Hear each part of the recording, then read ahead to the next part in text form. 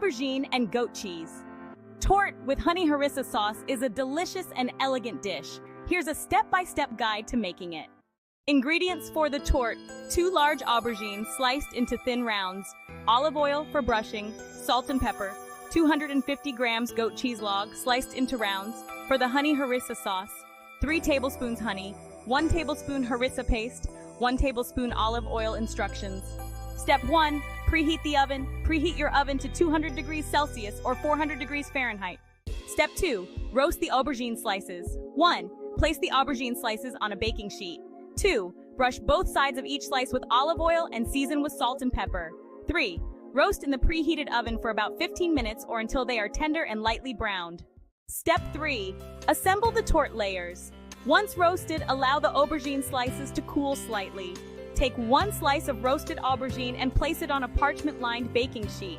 Then, layer with a slice of goat cheese on top of the first layer of roasted aubergines. Repeat this process, creating layers of alternating roasted aubergines and goat cheese slices until you have used all your ingredients.